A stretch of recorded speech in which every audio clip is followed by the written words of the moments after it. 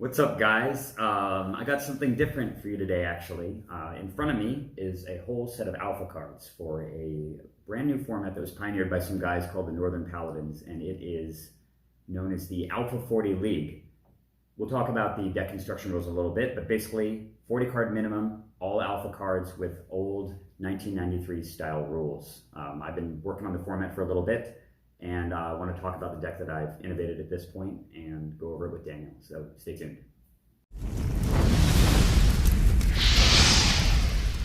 Vintage Magic. Game, collect, invest. For more information about our consulting and professional services, visit vintagemagic.com. All right, guys, welcome back. Jingle bells, jingle all the way.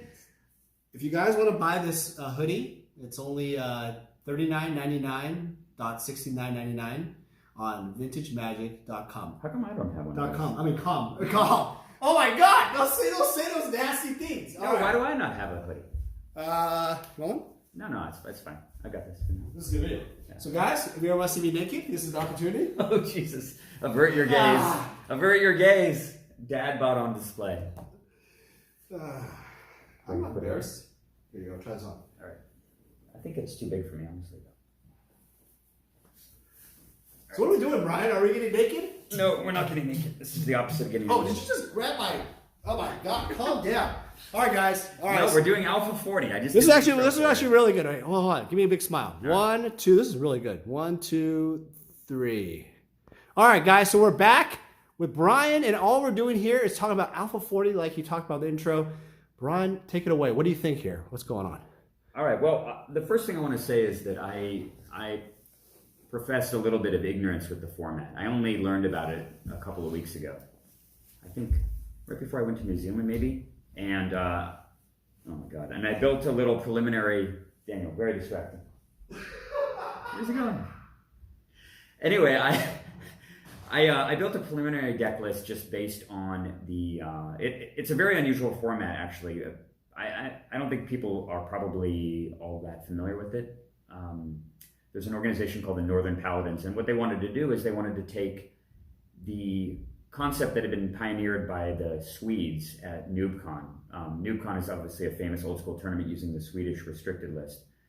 But before NOOBCON took place, last year and this year, they had a secondary tournament called the Wizards Tournament, which used their Alpha 40 rule set. And the way that that worked was really simple. You've got a 40 card minimum deck using the Alpha rules templating, which doesn't have a lot of application in the cases of most cards, but there are some cards that specifically are either weaker or in some cases way more powerful than alpha rules. The best example I can think of is a card like Ivory Cup or Crystal Rod, which those things were called, they were called the Lucky Charms back in the day.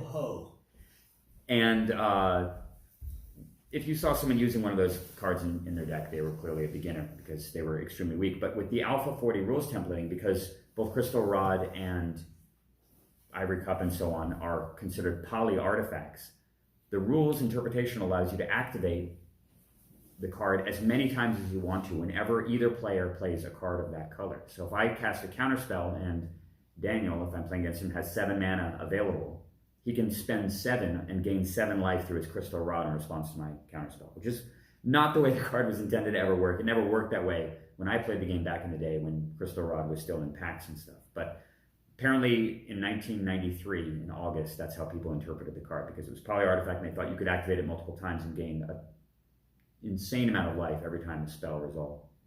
Anyway, it's just an example of one of the cards that's played differently. But anyway, in the Alpha 40 rule set, the one thing that really defined it, and this was something that was glaringly obvious when we went out to NOOBCON and played there, was that there was no restricted list at all. It was meant to be Magic in its purest form, distilled down to basically whatever cards you had available. You could play with whatever the hell you wanted to with no ban and no restricted list. And as if any of you guys have seen the video that Daniel showcased in the past, both with Stephen Menendian and with his own commentary, you can just build the most degenerate thing in the world. So I think that the format that the Northern Paladins came up with is designed to try to kind of take the Alpha 40 concept, but make it a balanced, actual constructed format, and to herald the arrival of that format, they created an actual league, which I just concluded. Is that right, or is it ongoing? Yeah, it just started the first month. First month was November 2019 was the conclusion. I just made top 8, just for fun, with a Fungosaur, Particle Sorcerer, and Rod of Ruin deck. Very cool deck. This was fun. This was fun, and the December league is going on, but it's only on Skype or Peer In or some kind of other format where you can basically play online. So yeah. Yeah, and I guess because it's an Alpha 40 league and people aren't consolidating in one place to play, everyone's playing Skype games, which is kind of how a lot of old school Magic is played these days anyway, because the player base is so far flung, it's hard for people to actually get together to practice. So I don't really enjoy playing on Skype very much, because to me, a very defining aspect of old school Magic is that interplay across a table, and obviously paying attention to what my opponent does is very important to how I go about solving the game, particularly when I'm behind. And you lose that on Skype because you're just seeing their battlefield in their hands usually, right? You don't see their face. So Brian's not really an online poker guy. He likes playing live poker. That's a traditionalist. That's great. I feel the same way, but Skype is a good way to catch a game at any time, which is banned. Yeah, and it's an alternative. I did play some online poker back in the mid-2000s when it was a big deal. Obviously before the Black Friday, when they banned all the sites. Yeah. But I never really enjoyed it. It was always kind of something that I felt was an interesting intellectual exercise as a departure from Magic. Okay, so here we go, guys. So we're going to zoom in here in a second. But before we zoom in, Brian and I just tested several games. Well, you played 3 different decks. Blue-white, you played mono-black, and then you played your blue-green Fungosaur deck. And I think, this deck honestly has performed really, really well. I built another playtest deck that was also mono-black. One of the cards, one of the things about the format is that there are a bunch of cards that are restricted to 1 of. So you're only allowed to play with 1 card from the fast mana set. So that includes the 5 Moxes, the Soul Ring, Black Lotus, Mana Vault. You can choose 1 of those, of that subset. So you could play with a Lotus and no Moxes, or you could play with a Mox Sapphire or something like that. I've obviously chosen Soul Ring as my card of choice. I think it's the most consistently powerful card that I can play with, and it meshes really well with what this deck is trying to do. But there's other decks like the mono black deck where the Mox Jet or the Lotus is the better choice. Right. But there's a bunch of other cards where you're allowed to play with 1 from a broader subset of cards. So you can play with 1 Earthquake. You can play with 1 Copy Artifact. This is known as the restricted list of this format. Is it 1 Earthquake or 3 Earthquakes? I think Earthquake is a 1 of. Fork is a 1. Okay. Fork is a 1 of as well. Yeah. Got it. And so I'm playing with a bunch of cards on the 1 of, essentially the restricted list for the Alpha 40 format, and then there's another subset of cards that you're limited to 3 ofs. And so a lot of the staple cards fall into that category. Cards like Hypnotic Spectre, Icy Manipulator, Counterspell, Sword Splashers, Lightning Bolt. Those are all in the 3 of category. So those are kind of the bread and butter components that you build your deck around. But if your deck is 40 cards and you're playing with 3 copies of Swords to Plowshares in it, you actually effectively have more than you would normally have in a 60 card deck, because you have to multiply everything by 1.5. So 3 Swords to Plowshares is effectively 4.5 Swords to Plowshares with regards to frequency. So it actually kind of balances out anyway when you have a 3 of limit. And obviously the 60 card limit with Constructed deck was something that was kind of arbitrary that they did in design way back in the day, and they never really departed from that.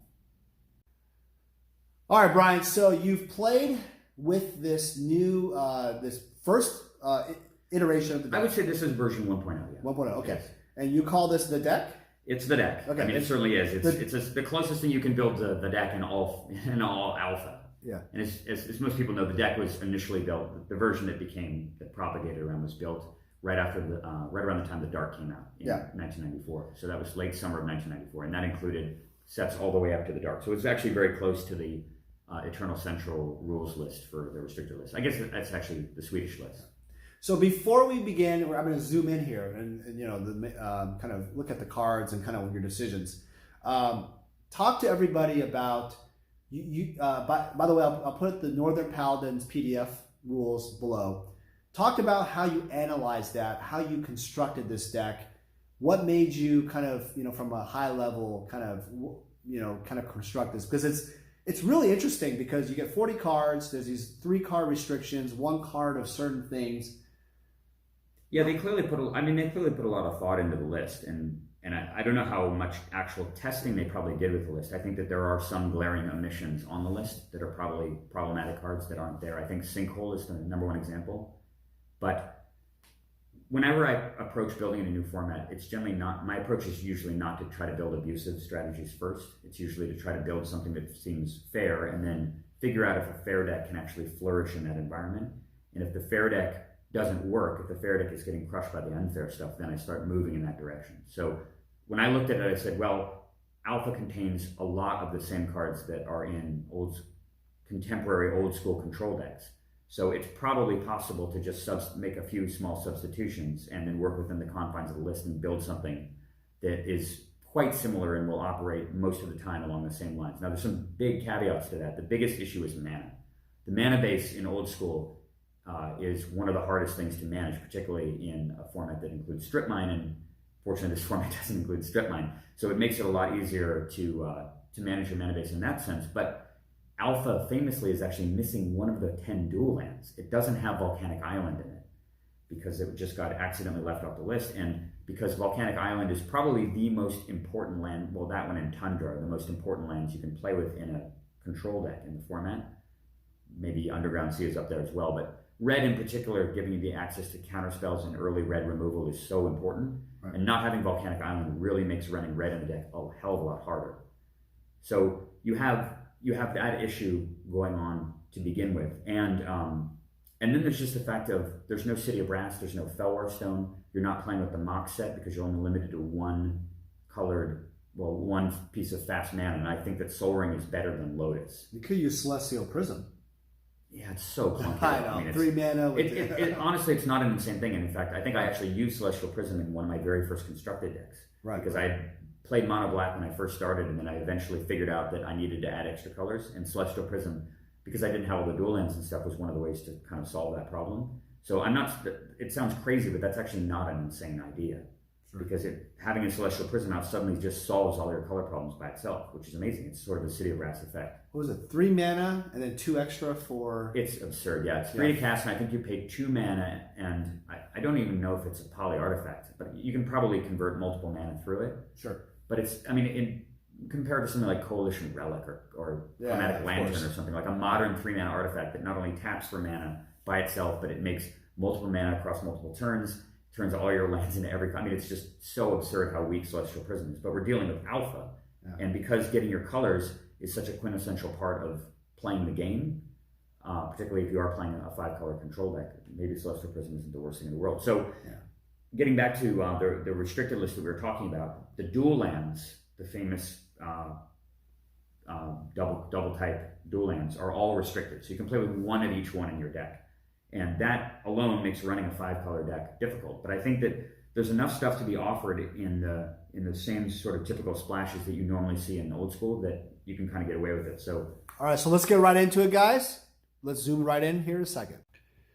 All right, guys, we're back. So we're going to zoom in into the deck tech itself. Brian, take it away. All right. So, first of all, you notice there's no sideboard. There was no sideboards in August of 1993.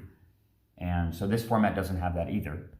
So you basically have to try to, at least from my perspective, if you're playing a control deck, you've got to go with the usual maxims of maximum utility and maximum flexibility in the cards that you're using. Always with the choices that I made, I had to take into account the way that my mana base was going to work. And I had to make sure that the mana base wasn't too greedy, because it's very easy to go and ram a bunch of the best things into your deck. And there's lots of cards that are great in the format that I'm not using.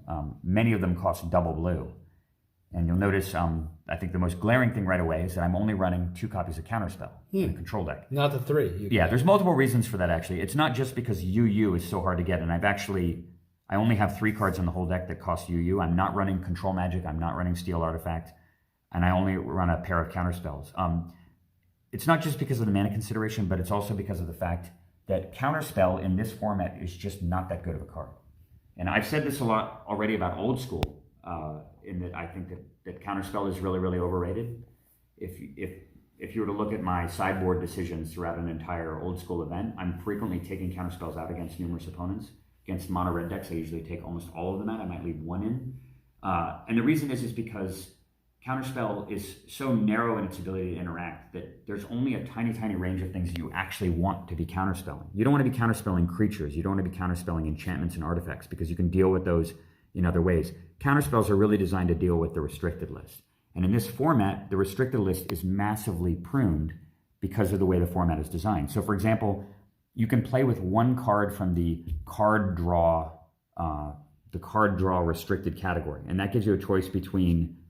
No, actually, it was the power category. Oh, the power category. So You're right. it's Yeah, Time yeah. Twister. Yeah, because that would you'd probably be wondering So why is Brain it- Geysers, and that includes Time Twister, Wheel of Fortune, Time Walk, Ancestral Recall. Fast Bond. Fast Bond is on Time, that? time Vault, yeah. And The Time six- Vault. there was Okay, six yeah. of So there's 6 cards there. So from that list, obviously, I chose Ancestral Recall. This is the best card in all of Magic, and it's particularly insane in a format where you're only playing 40 cards. This draws such a gigantic portion of your deck for only 1 blue, and digs you deeper to get your colors, which is probably the most important thing of all. And there's a card draw category that includes, I think, cards like Howling Mine, Jam Day Tome. and Jam Day Tome. Obviously, you'll notice this is a control deck with no Jam Day Tome. And the reason why I've chosen to go with Brain Geyser over Jam Day Tome, and I'm not 100% sure that that's correct, but it has dual purpose again, getting back to the maximum flexibility thing. Obviously, Brain Geyser can draw 5 or 6 cards at once by mid-game, and that's the effect of 30 plus mana through multiple turns of Jam Day Tome.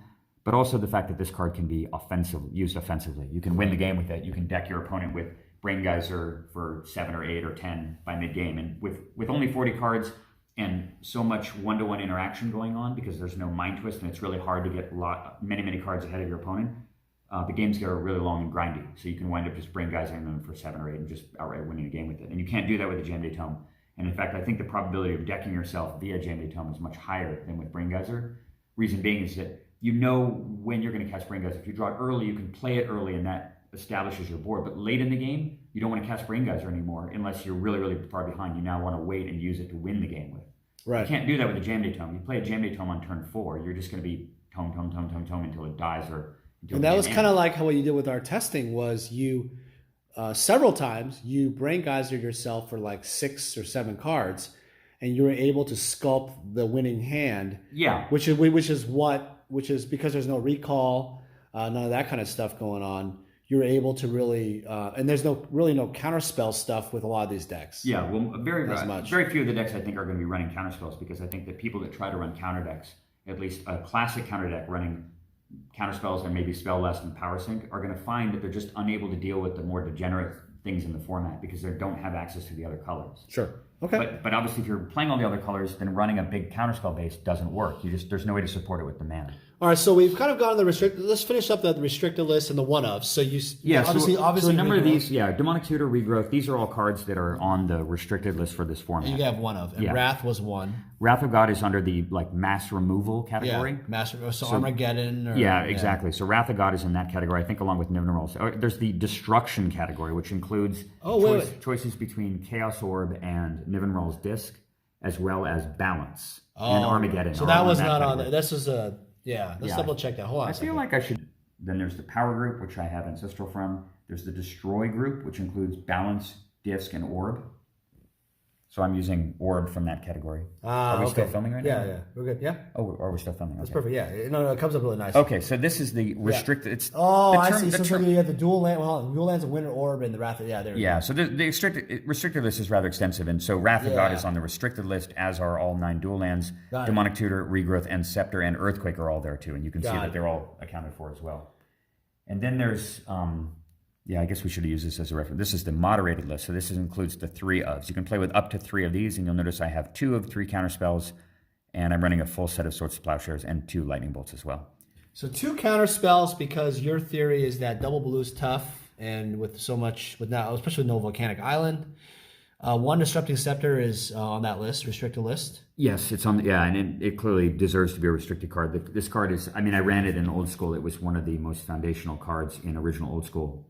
Back when it was just called Type 1, and it's no less powerful in this format. It's been instrumental in so many wins. Plus, it allows you to win with the fewer actual threats.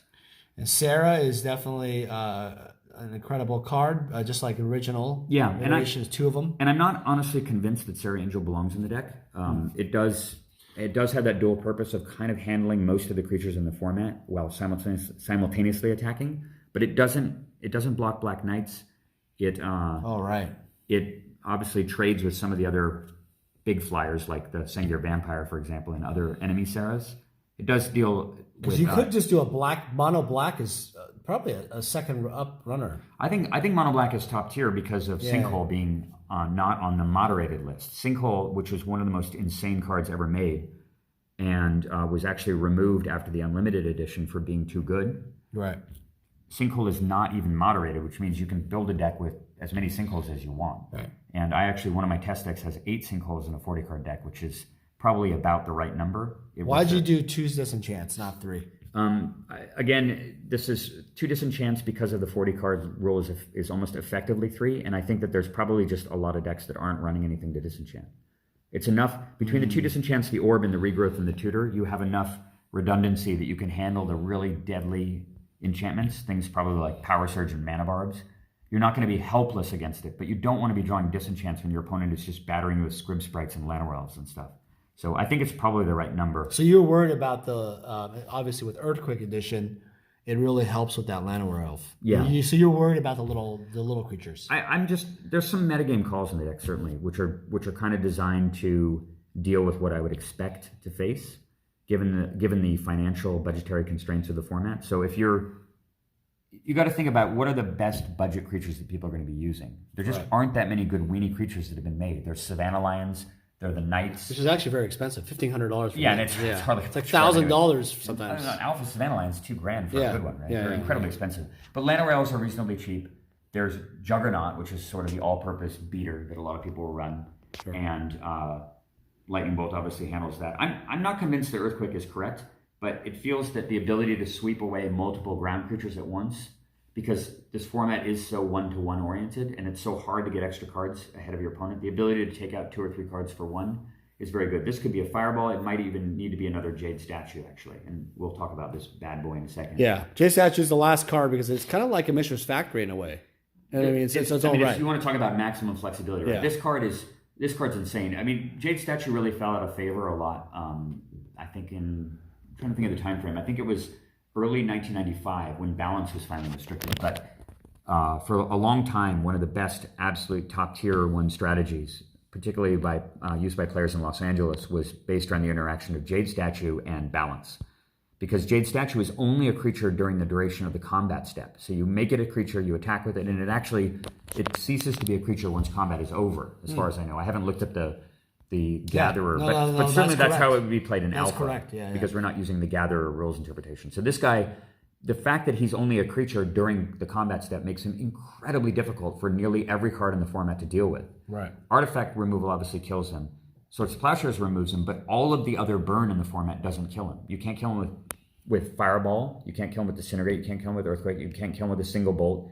You can't kill him with Sonic Blast. You can't kill him with Terror. He's just immune to practically all the removal. He doesn't die to Wrath of God. He's immune to balance. You can't steal it. It's just a totally insane card. Except steal Artifact. Yeah. Well, you're right, exactly. You can't steal it with conventional theft like Control Magic. But in addition to that, it has a huge body, a 3. All right, we're back with Jade Statue. Sorry, guys. Yeah, so I was saying that in addition to all of its other amazing qualities, the Jade Statue is also a 3/6 creature for 4 mana, which puts it so far outside the range of most conventional creatures in the format.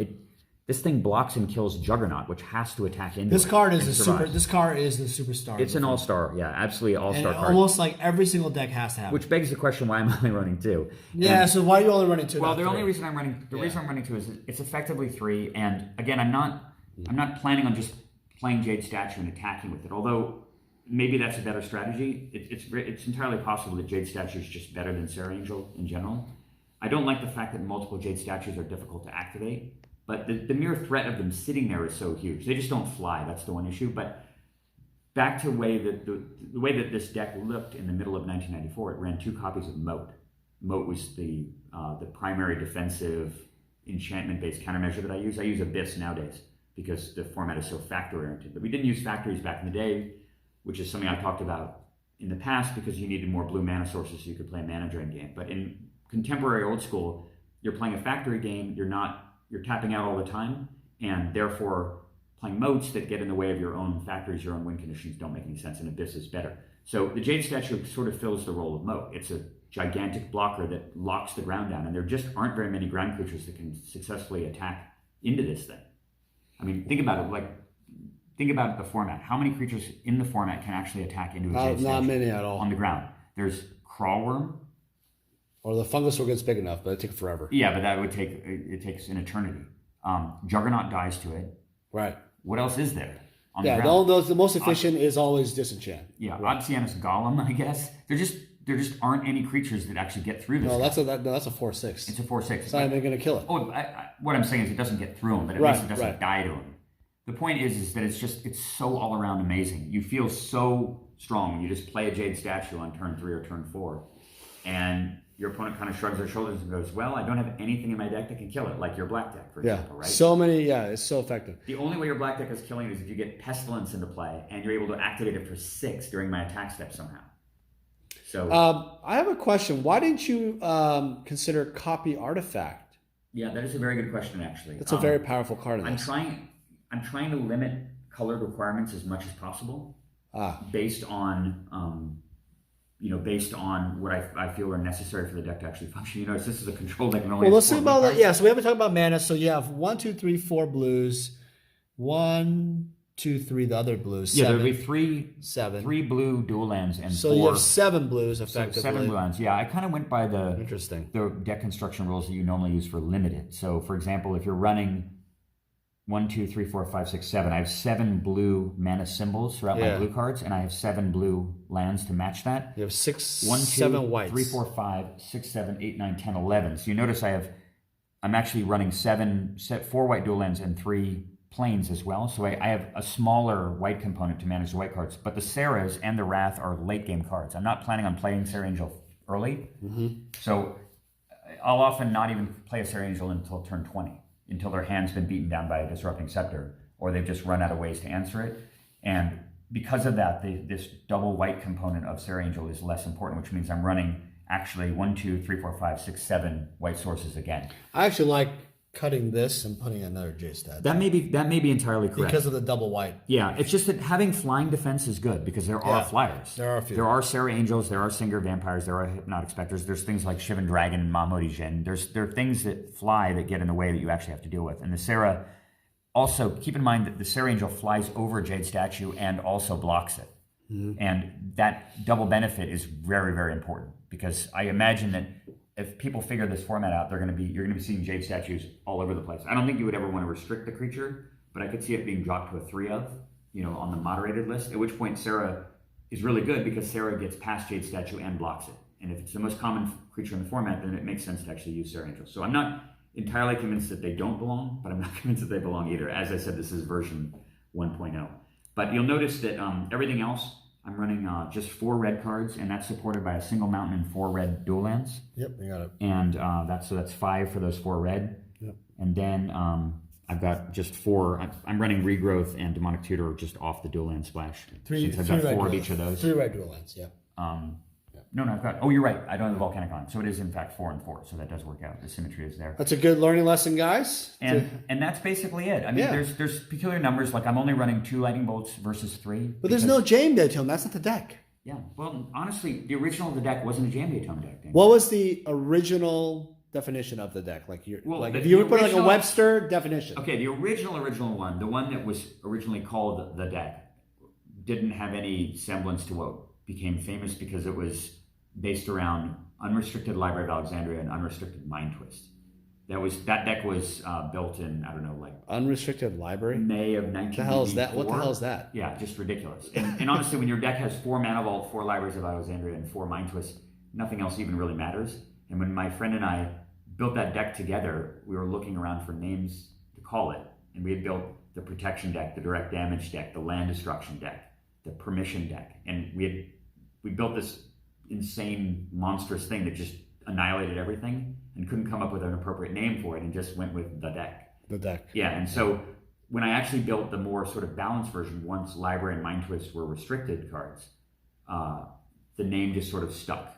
Right. Because it was sort of fundamentally the same design. It just used Disrupting Scepters in place of Mind Twist. But that version for years ran 2 Scepters and only 1 Jam Tome. So the card was not an instrumental part of the strategy. Contemporary old school decks run 3 or 4 Jam Tomes, and very few of them even run Scepter at all, which is probably correct based on the way that the format has evolved.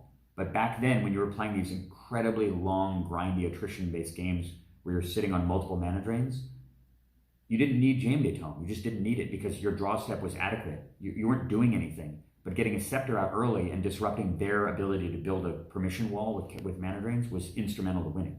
So that's how that deck worked.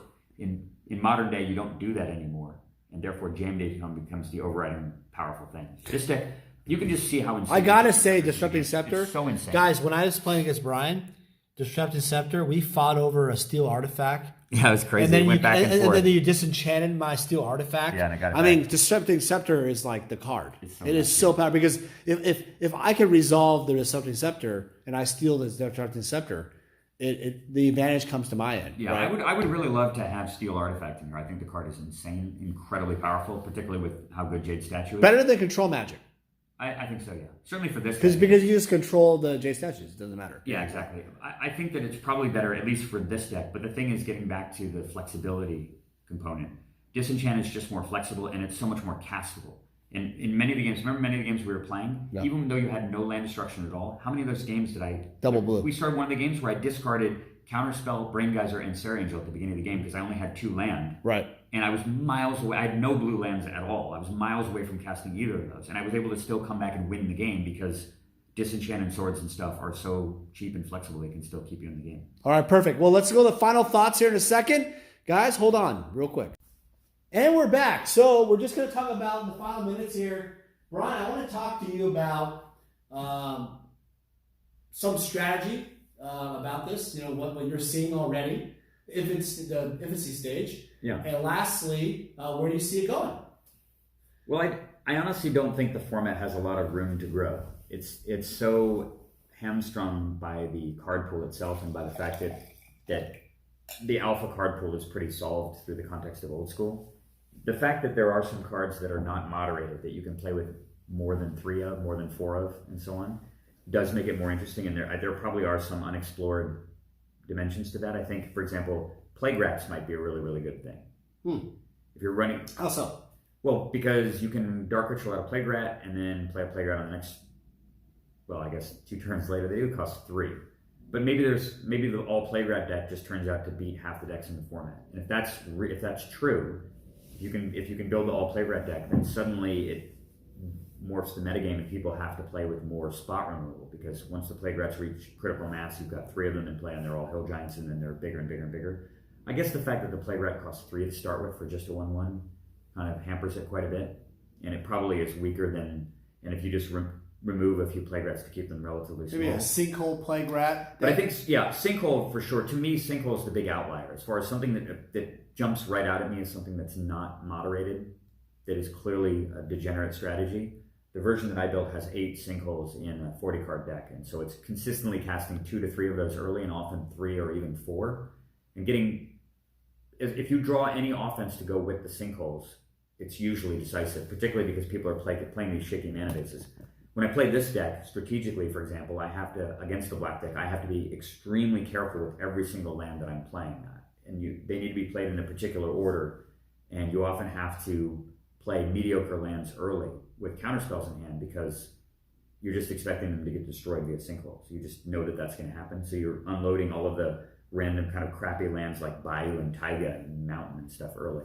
But then you might get caught with 2 lightning bolts in your hand that you can't cast because you had to play a mountain early, and now there's only 3 or 4 mountains left in your whole deck, and they play 2 consecutive Hypnotic Specters. So you always got that stuff going on, and you have to account for it. I was still able to win because the format is slow enough and the threats are inconsistent enough that it often doesn't matter. But it is always something to consider. But strategically, the deck just plays out exactly the same way that you would play a normal control deck. You're just meant to use your counter magic and removal in a very judicious way, assess threats. A lot of the threats, there aren't too many things that you need to deal with right away. It's fine to take damage. There isn't a preponderance of burn because there's only 3 lightning bolts available. There's 3 sonic blasts and so on. And people are less likely to just burn you out. So you can take a lot more damage to get established into the game. What do you think about the Mulligan rule? I think that's like a no lands or super dumb. So what should it be? I think it should just be the regular Mulligan rule. The London Mulligan rule? Maybe not the London Mulligan rule, but I think all land no land Mulligan rule is just stupid. I don't think that anybody benefits from that. It's not fun. And why is that? Well, because having to keep a hand with 1 land in it and just discarding repeatedly over and over again isn't magic. It's just not an enjoyable experience. No, you can do 1 Mulligan. Well, I think that doing a traditional mulligan where you just mulligan down to 6 or 5 is fine. I don't think that you need to do London. I mean, maybe you just do London mulligan because it's probably the most, certainly this is not a serious format, right? You're trying to have a good time. And so putting these huge constraints on what you're allowed to play based on your opening hand and just being at the mercy of your opening hand is just dumb. It's just like an artificial. It is. It's kind of luck. Yes. It's just luck. It's super dumb luck. And I also don't like the play. Because the hands that I was like, you know, I had a chance or I beat you, it was just, I just, like you were kind of mana screwed at one hand. You beat me in the game with the one game you won was the game with the mono black. Yeah. But there were some games where I was discarding early. Yeah. But again, it was luck. I mean, it does say something about the format that I was able to still come back and actually. But would you have mulligan that? You would have mulligan, right? Probably. Oh yeah, absolutely. Yeah, like a whole uncastable hand with two lands that didn't match anything. Of course, but I mean I guess that's what you're saying. I really don't like the play and draw thing either. The fact that if you go first, you always get to draw an 8th card. So that should be eliminated. I don't see any purpose in that either. We played with like a play draw. That's just too. So the games, you know, and not saying that Brian's deck isn't amazing and stuff. It's just that Brian won the die roll every time. I mean, you literally drew every single time.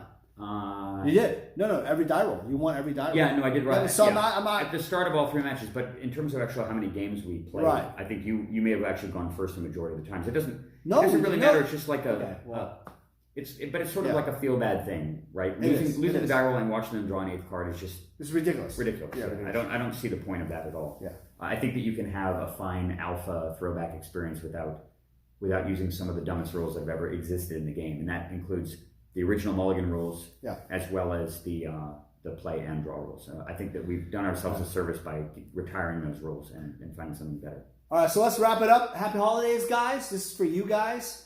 Love to hear your comments. Brian would love to hear your comments. Brian, we're going to see you play some Skype in 2020, right? Why not? Try it out. I think so, sure. Yeah. Why not? Brian's going to test it out. I want to see, hear from you guys what you think. Brian, what do you think is the outlook on this? What do you foresee? Do you think people have been asking? Do you think it's going to be like like a fad, like a new toy? It'll probably be like tiny leaders in Commander. It'll be, although with 1/1,000,000th of the player base. I mean, honestly, how many people can even play Alpha 40 out there? A couple hundred people, right? There's no room for this format to grow or evolve because it's so self-limiting by the cards pool and the price. But is it fun? Does it make you feel nostalgic? Is it fun? Is it interesting? Yeah, the jury's still out on that. I'm interested in it as a deck construction exercise, which is something that is always intriguing to me. Whether it has any longevity or legs is yet to be determined. But I mean, I kind of feel that same way about old school to an extent as well. But from a Spike player perspective, this is much more. I would say brainless. Clearly, it's super casual, and more casual. It's an attempt to build a kind of throwback, fun, nostalgia format that isn't old school. Sure. But I don't think that this format will really catch on. I would not expect that to happen. That doesn't mean that people can't have a lot of fun from it. Will it affect the secondary market? No. I don't think so. Brian Weissman's opinion is no. It's too far off the map, and most people who are buying and collecting alphas are not doing it to play this. They're just buying them for their provenance. It's not the players that are improving the reserve list prices, huh? The players aren't increasing the reserve list prices, in your opinion? I think it's mostly speculation and investment. Yes, we've had a long debate about that. A long train ride in the Swiss Alps. Yes. All right, guys. We've already had that conversation. All right, guys. Thanks for watching, Brian. Thanks for your time. If you guys have any comments, Brian will look at the comments. He has Commander videos. I'll put a link to his particular his YouTube videos. And guys, thanks again. Happy holidays. Happy New Year. Yep. And we look forward to seeing you guys soon. Brian and you guys, also, we're going to have the 2019 Las Vegas Old School Champion. Brian Weissman will share his deck tech and top 8 experience. That will be coming soon. You will not want to miss that out. Long overdue. All right, take care. Bye. Bye-bye. Thank you everyone for supporting our channel. It means a lot to me that you're enjoying the content we're putting out there. I have a Patreon page that supporters have access to special perks and rewards. Become a supporter at patreon.com/vintagemagic. As a patron, you receive exciting pricing on sealed product, flash sales, annual gifts, and personalized consulting services from me. Again, thank you for subscribing to our videos and supporting the channel. I love meeting players, collectors, and investors all over the world.